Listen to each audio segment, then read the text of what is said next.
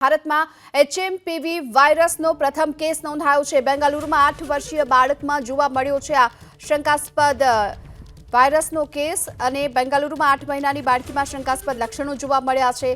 ચીનમાં તબાહી મચાવનાર વાયરસ હાલ તો ભારતમાં ઘૂસ્યો છે અને ચીનમાં એચએમપીવી નામના વાયરસે દસ્તક આપી છે ત્યારે હવે ભારતમાં પણ તેનો પહેલો કેસ સામે આવ્યો છે। બેંગાલુરુની એક હોસ્પિટલમાં 8 મહિનાની બાળકીમાં એચએમપીવી વાયરસ મળી આવ્યા હોવાના સમાચાર સામે આવી રહ્યા છે। જો કે આ સાથે જ હાલમાં તો લેબમાં પરીક્ષણ પણ કરવામાં નથી આવ્યું ત્યારે હોસ્પિટલમાં આ કેસનો રિપોર્ટ આવ્યો છે અને આ સમગ્ર મામલાને લઈ હવે પરીક્ષણ પણ કરવામાં આવશે। આગામી સમયમાં લેબમાં તેનું પરીક્ષણ પણ કરવા માટે મોકલી આપવામાં આવ્યા છે સેમ્પલ। ભારતમાં એચએમપીવી વાયરસનો આ પ્રથમ કેસ નોંધાયો છે।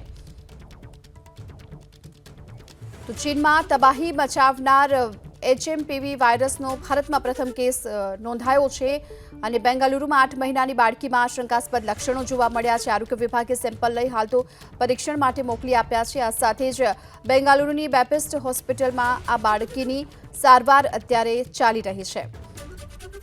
જ્યાં એચએમપીવી વાયરસ છે તેના લક્ષણો સામાન્ય શરદીના લક્ષણો જેવા જ હોય છે અને આ સાથે જ જો કે આ વાયરસ જે નબળી રોગ પ્રતિકારક શક્તિ ધરાવતા લોકો હોય તેમનામાં ગંભીર બીમારીનું કારણ બની શકે છે। જે સામાન્ય કિસ્સાઓની જો વાત કરીએ તો શરદી ઉધરસ નાકમાંથી પાણી નીકળવું અથવા તો ગળામાં દુખાવો પણ કારણ બને છે। ખાસ કરી નાના બાળકો અને વૃદ્ધોને તે સૌથી વધુ અસર કરવાની વાત પણ સામે આવી રહી છે। ત્યારે એચએમપીવી વાયરસનો હાલ ભારતમાં પ્રથમ કેસ નોંધાયો છે। બેંગાલુરુમાં એક 8 મહિનાની બાળકી છે જેમનામાં આ શંકાસ્પદ લક્ષણ જોવા મળી રહ્યા છે। આરોગ્ય વિભાગની ટીમે હાલ તો અહીં સેમ્પલ લઈ અને પરીક્ષણ માટે મોકલી આપ્યા છે। આ સાથે જ અત્યારે આ બાળકીની સારવાર ચાલી રહી છે બેંગાલુરુની બેપિસ્ટ હોસ્પિટલમાં। આરોગ્ય વિભાગે ખાનગી લેબના પરીક્ષણમાં આ રિપોર્ટ પોઝિટિવ આવ્યો છે। આરોગ્ય વિભાગે જે ખાનગી લેબમાં આ સેમ્પલ મોકલ્યા હતા અને એ સેમ્પલના પરીક્ષણમાં રિપોર્ટ પોઝિટિવ આવ્યાનો દાવો થઈ રહ્યો છે ત્યારે વધુ પરીક્ષણ માટે આ સેમ્પલને મોકલવામાં આવ્યા છે।